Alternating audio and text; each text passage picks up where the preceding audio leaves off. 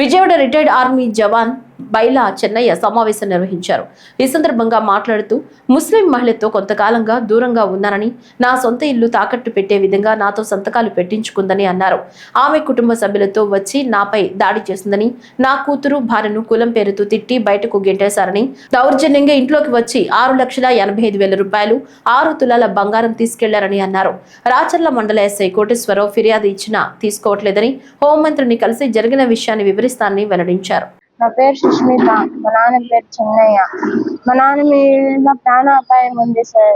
మా నాన్నకి ఏమన్నా అయితే నన్ను చూసుకునే వాళ్ళు లేరు. మా జయ కూడా బాగాలేదు. ఆ దాడి చేసేటప్పుడు ఉన్నాం సార్. వాళ్ళు 10 మంది అయ్యేసరికి మా నాన్నకి ఏం చేయాలో తెలియక మా నాన్న పారిపోయింది సార్.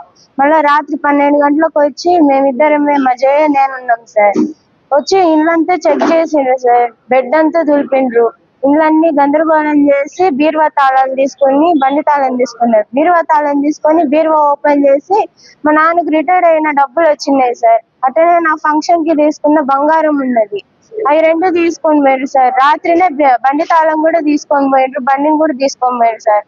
మళ్ళీ శనివారం 10 గంటలకు వచ్చి బండెద్దుని 10 క్వింటాల ఉలువల్ని, దాని దానాన్ని, దాన్ని అన్ని బలవంతంగా తీసుకొని పోయిండ్రు సార్. వాళ్ళు బండి తీసుకొని వచ్చి ఎట్టంటే అట్ట మాట్లాడిండ్రు సార్. కులం పేరు తీసి చెడ్డ మాటలన్నీ తిట్టిండ్రు సార్.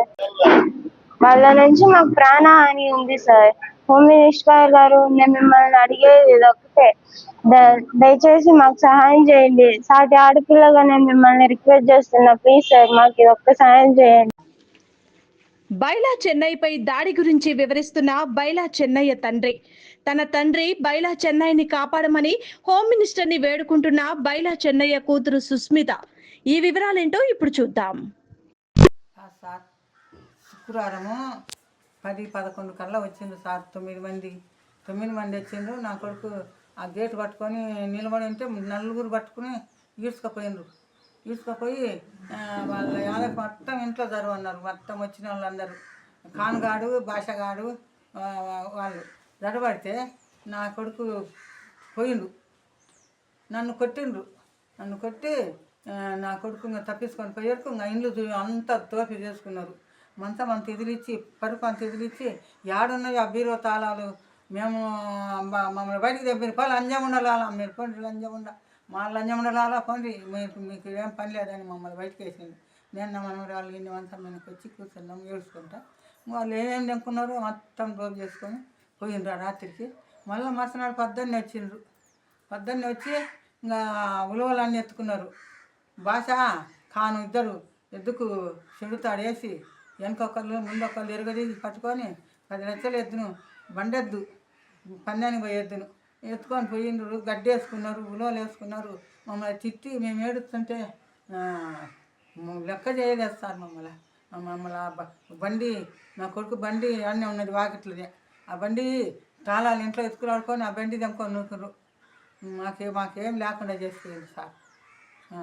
మట్టగా డబ్బు మమ్మల్ని అసలు ఆడికి రానియాలి. ఆ బీరువా కాడికి వాళ్ళే అంతా మొత్తం వాళ్ళే చెక్ చేసిండ్రు. బీరువా తాళాలు తీసి అన్నీ చేసుకున్నారు. మళ్ళీ నా కొడుకు ఎంత పెట్టుకున్నాడో, ఎంత డబ్బు ఉన్నదో, ఎంత బంగారు ఉన్నదో, పిల్లకు ఫంక్షన్ చేసుకున్నామని తెచ్చి పెట్టుకున్నాడు. దెంకొని నూకుండ్రు. అది సార్ మా లంజం ఉండాలా, లంజం ఉండని ఆ పిల్ల అంటే ఆ పిల్ల అని ఏడుస్తుండదు. ఏడుస్తుంటే దెబ్బ దెంగితే ఇద్దరం వచ్చి ఉన్నాం.